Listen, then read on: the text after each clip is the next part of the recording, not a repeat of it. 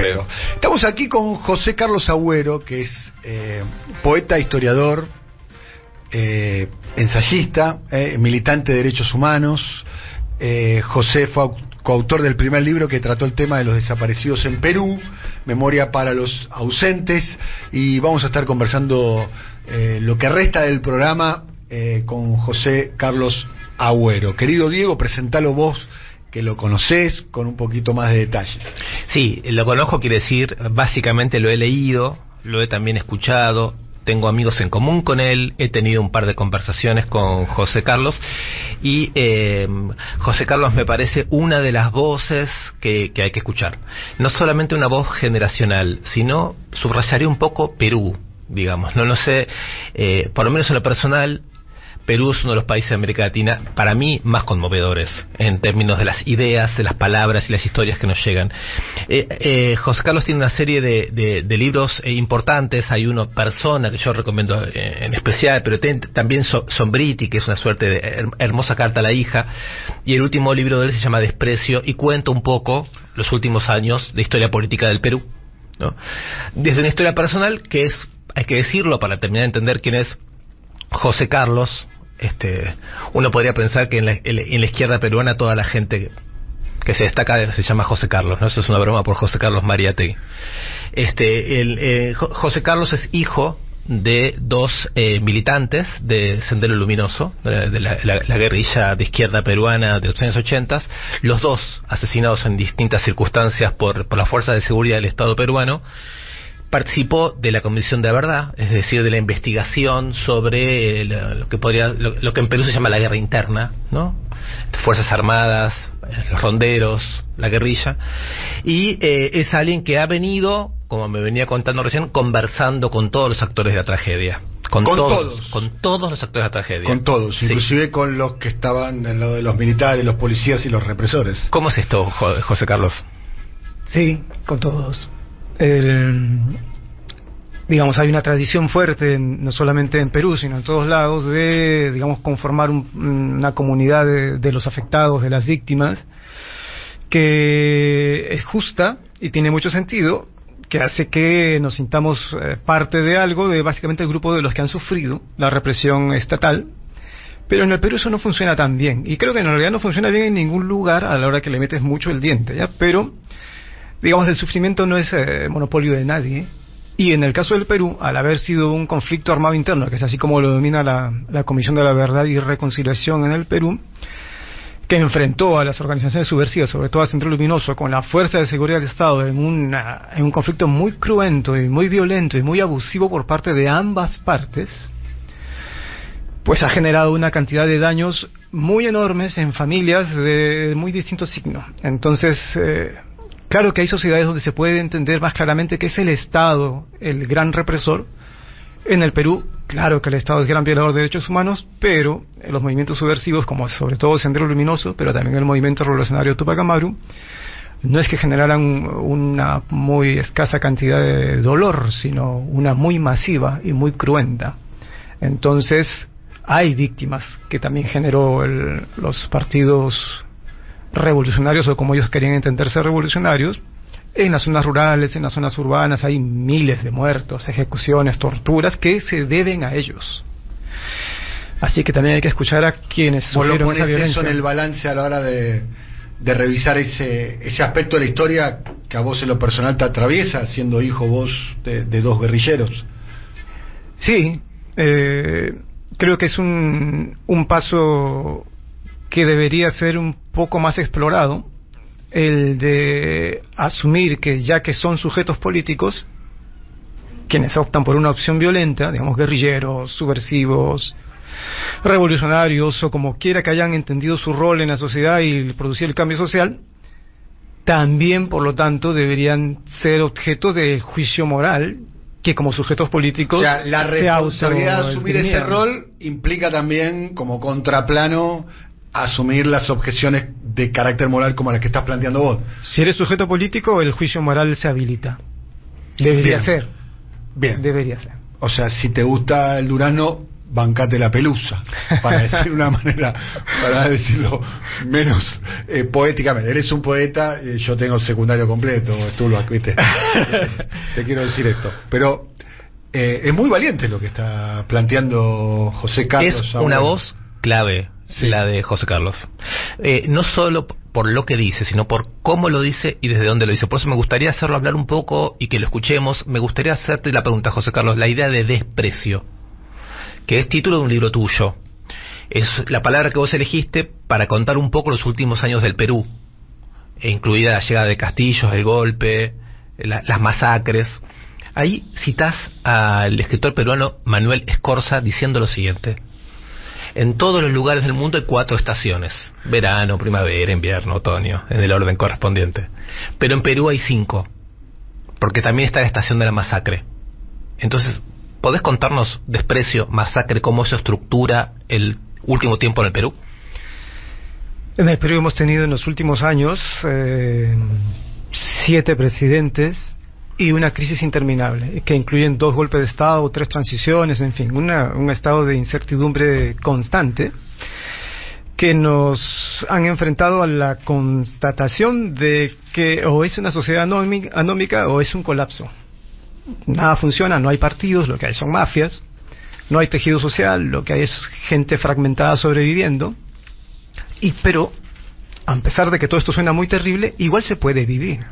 Uno puede vivir en las peores condiciones, e inclusive puede sentir que es emprendedor, que está haciendo su vida. Existir no tiene que ver con que tengas un proyecto de vida, o sea, existes igual. Pero creo que todas esas inercias se pusieron en juego por la pandemia, que fue demasiado duro. O sea, fue una revelación demasiado dura. O sea, la revelación... Perú fue uno de los países con mayor cantidad de muertos por población de Occidente, ¿no? Sí. Creo que el 5º lugar, el 4º lugar de muertes por millón, pero además la constatación de que te podías morir en cualquier lugar. Pero no quiero interrumpir para nada, solamente que la gente no sabe que vos estuviste internado en un hospital público de Lima porque te picó una araña en plena pandemia, casi te morís, y estuviste viendo todo esto desde el hospital. Sí, bueno, me salvé de milagro, me picó una araña. Una araña, voy a preguntar, tipo Susana Jiménez, claramente viva y venenosa. Sí, muy reaccionaria. ¿Sí? Sí, que me... Aquí llamamos reaccionaria, ¿por su posición ideológica? Sí, creo que quería anular el pensamiento crítico. Ah, ok.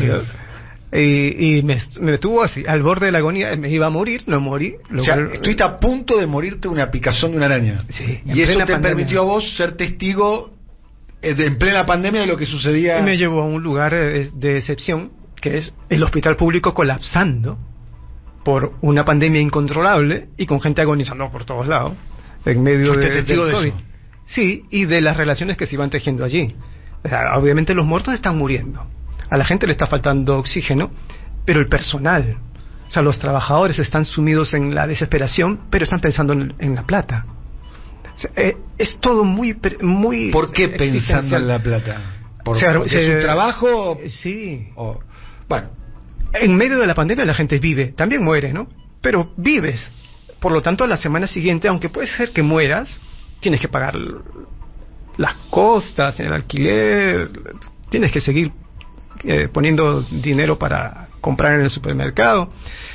Y hay un cálculo bien triste que hacía el personal de salud, al cual yo podía escuchar conversando, más que conversando, discutiendo todo el tiempo en medio de la desesperación, que era, se armó una gran carpa en el hospital porque estaba colapsado. Entonces en los pabellones ya no había sitio donde poner a los enfermos, y la carpa era como el símbolo del infierno. Realmente era la gente que no entraba ya en los pabellones se iba a morir a las como esas carpas de refugiados que uno ve. Sí, pero gigante, ya de color anaranjado. Entonces había entre el personal de salud la discusión de, ¿ya fuiste a la carpa o vas a ir a la carpa? Porque la carpa era como el lugar donde realmente vas a jugarte la vida.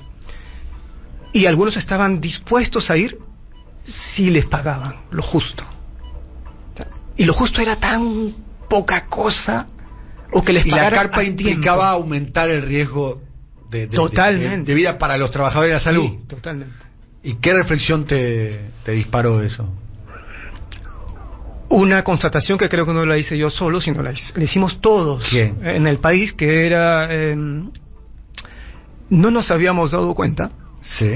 pero en realidad estábamos desnudos hace mucho. Todos sabemos que tenemos derechos, ya derechos sobre todo de primera, segunda, tercera generación, que los hemos ido adquiriendo en el último siglo. Y sabemos que los hemos ido perdiendo en el mundo entero, ¿no? Sobre todo los económicos, sociales y culturales los hemos ido perdiendo. Bueno, en fin, hemos sido despojados de varias cosas, pero pensábamos todos que todavía como los principales de la ilustración, tipo yo me pertenezco a mí mismo, mi voluntad se ejerce, tengo dominio sobre mi persona y mi futuro, mi integridad es mía, también ya lo habíamos perdido, pero no nos habíamos dado cuenta. La pandemia nos lo demostró. La gestión de tu permanencia en el mundo como cuerpo autogestionable ya no te pertenecía. Dependía de un virus o la atención médica. Sobre todo de la administración del poder, ¿no? Y la administración del poder está dada por autoridades que podían hacer cálculos sobre todo macroeconómicos, y la palabra de los expertos, que no es igual que los de la ciencia, digamos. Los expertos más el dueño del poder acababan por determinar una política.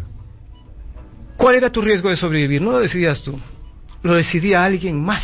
Y entonces ya no pertenecía a tu voluntad. De pronto eso lo podés inscribir en la lógica de la masacre. Digo, pongo tres capítulos. El de tu infancia, la masacre, tu padre murió en el frontón, en una cárcel, ¿no? en un motín. Lo que estás contando ahora de la gestión en el Perú, y no solo de la pandemia. Y ahora podemos hablar de la masacre también del verano del 22, ¿no? Es decir, esas grandes manifestaciones que venían a Lima desde el sur. ¿Cuántos muertos hubieron ahí? ¿Cuántos heridos hubieron ahí? O sea, hay una manera, digamos, de contar esto de la masacre. Esa es una pregunta. Sí, como citabas a Scorza, hay una cierta administración del borde entre la vida y la muerte que en el Perú, y creo que en otros lugares, pero en el Perú como que ya no es tan relevante. O sea, si te mueres o no te mueres, quedó claro en la pandemia que eso no va a importarle a nadie. O sea, tu permanencia ni siquiera depende de ti. Pero hubo un conato de reacción ante eso, que se da en el verano pasado. Allí la gente, por un cúmulo de constataciones, sobre todo esta, o sea, yo me puedo morir acá. ¿Estás hablando de las manifestaciones luego de la caída de Pedro Castillo? Exactamente. Okay, sí. Pongámoslo en contexto porque... Exactamente, luego de la caída de Pedro Castillo. Ahí se producen enormes manifestaciones, especialmente en el interior del Perú, que terminan convergiendo en Lima. No sé cuántos muertos hay contabilizados, pero más arriba de 70, ¿no? Tengo entendido, producto de la represión. Hay 48 muertos civiles, con seguridad. Con seguridad. Con seguridad. Okay. Pero hay casi 2.000 heridos. Hay miles de heridos. Hay un montón de detenidos, un montón de juicios, en fin. Creo que ahí lo que hubo fue una importante reacción ante esa sensación casi tanática, o de intrascendencia, si quieren. Quizá no tanática, pero es intrascendente, acá no pasa. No hay nada que yo pueda hacer para enfrentar la fuerza del destino, digamos. Igual me voy a... No es que voy a morir ni voy a desaparecer como antes, ¿no? El miedo a la desaparición, sino que me voy a disolver, que es distinto. Me voy a disolver en el tiempo, en la nada. O sea, soy totalmente intrascendente. Hubo una reacción, no creo que haya sido para nada tan consciente como lo que estoy diciendo, pero vamos a intentar que nuestra voluntad de reforma ante toda esta constatación que se había expresado en el voto hacia Pedro Castillo no sea totalmente tergiversada por el golpe y por la asunción en la presidencia de Dina Boluarte. Bueno, iban en la misma plancha, y porque ella representaba en la práctica totalmente lo opuesto por lo cual la gente había votado, que es básicamente que las fuerzas muy conservadoras del fujimorismo y sus aliados se hicieran con todo el poder. Eso era totalmente lo contrario de lo que la gente había deseado expresar en su voto. Y la gente, de todos los lugares del país, porque la movilización fue nacional, se movilizó activamente de manera política, que era algo que no se veía hace mucho tiempo. La gente se moviliza por otras cosas, ¿sabes? Como en cualquier lugar, por servicios, por carreteras, por los pueblos indígenas, por cuestiones identitarias, pero no por estrictamente asuntos políticos como voy a defender mi voto. Sí. Quiero aprovechar los minutos finales que está aquí José Carlos Agüero, que es historiador, militante y poeta peruano, que vino aquí a propósito de participar en presentaciones en la Feria Internacional del Libro de la Ciudad de Buenos Aires. Quiero aprovechar tu presencia, me parece, Diego, que sería una buena oportunidad para hacerlo, para hablar un poquito de Perú, porque es un país muy mencionado en la Argentina, y está mencionado a las dos orillas del río Bravo. Lo mencionan los sectores más ligados a la derecha como un país de estabilidad macroeconómica, fíjate Perú, ¿no? Modelo Perú como deseable. El modelo Perú como deseable, rescatan la figura por caso de Julio Velarde, ¿no? Como Perú, un país que tiene hace, yo creo que no sé, casi 20 años, no sé, el mismo presidente del Banco Central de Perú. Mientras los presidentes del Ejecutivo van caen. Cambiando. Esto es por un lado. Y por otro lado, la descripción es Perú al modelo al cual quizás no quieran llevar, aquí en la Argentina, un modelo donde movilidad social estancada, pobreza consolidada, indigencia, una economía basada fundamentalmente sobre las materias primas y el extractivismo. ¿Qué está pasando en Perú? Y la pregunta, después de este comentario, es ¿por qué Perú no logró de alguna manera algo que logró México ahora con AMLO y Colombia con Petro, logró sumarse a la ola progresista del principio de siglo? Lo intentó, pareciera ser, con Ollanta, con Pedro Castillo, pero no logró consolidar un movimiento político en ese sentido. José. La respuesta a la segunda, es bien larga, bien extensa, pero la voy a súper resumir. El progresismo en el Perú no va a tener que reinventarse porque se consumió. Hubo un conflicto armado interno, protagonizado por organizaciones de izquierda, sobre todo por Sendero Luminoso y el MRTA, que hizo inviable la imaginación de un proyecto de país dirigido por la izquierda. Sendero Luminoso fue una organización criminal. Sé que hay muchos amigos del mundo entero que se imaginan otro tipo de organización, y el guerrillero, el héroe, no sé qué, pero no fue eso. Claro que tuvo componentes. Lo decís vos, que sos hijo de dos senderistas. Pero aunque no lo fuera, realmente hay que confiar también en la investigación social, digamos, que es larga y rica y productiva en el Perú. Hay historiadores, hay ciencia política, antropología, sociología, ha habido una comisión de la verdad que, al contrario, hay que defenderla del negacionismo, que fue muy clara al concluir que Sendero Luminoso había sido profundamente criminal. Y aunque a mí me cueste decirlo también, no es que sea un placer, porque mis padres participaban de esta organización, pues he sido testigo en primera persona del tipo de racionalidad que escondían los proyectos del Partido Comunista del Perú, Sendero Luminoso, que era profundamente dogmático, extremista, milenarista en parte, y que instrumentalizaba a la gente como objetivo para generar lo que ellos entendían su revolución. Eso... Así que Sendero lo que habría hecho es borrar a aquella izquierda que hubiera estado en condiciones de ser parte del progresismo actual. Así es, la chantajeó, la hizo inviable, porque está claro también que sí comparten una matriz ideológica. O sea, esa herida entonces no está cicatrizada en el Perú. Para nada. No está cicatrizada. Para nada, hizo inviable. La izquierda ha tenido que irse intentando recomponer por espasmos. Como acá en la Argentina también. Acá en la Argentina también ¿cuántos años tardó en cicatrizar esa herida? Sí, nosotros en nuestra historia, por el lado de los derechos humanos, hemos procesado las cosas de una manera, yo creo que en el Perú muy de otra. Sí. El peso que tiene en Perú decirle a alguien terruco, ¿no? Terrorista, digamos, anula, calla al otro, ¿no? O sea, si te dicen terruco, te callas. Acá todavía no hemos llegado a eso, pero acá los 70 y la represión siguen siendo centrales en lo que ocurre, para bien o para mal. Estoy pensando en Ollanta Humala, en algún momento se lo pensó como un Chávez. Estoy pensando en el profesor Pedro Castillo. Estoy pensando, antes de Pedro Castillo, no sé, en Verónica Mendoza. Todos intentos, de alguna manera, de generar una alternativa. No prosperaron por A o por B. En parte por lo que te he dicho, en parte porque creo que, y ahí respondiendo a tu primera interrogante, porque no son capaces de contrarrestar la idea así más hegemónica de que el modelo funciona. Y si el modelo funciona, ¿por qué hay que cuestionarlo entonces? Y ahora, el modelo peruano funciona, o si quieres funciona el modelo macroeconómico, la estabilidad de la moneda, el equilibrio fiscal, prácticamente con cero inflación, muy poca inflación, un modelo de una balanza estable, de verdad favorable, pero creo que la trampa de la estabilidad del modelo, de venderlo como algo deseable, digamos, para Argentina o para cualquier lugar, está en el contenido del modelo.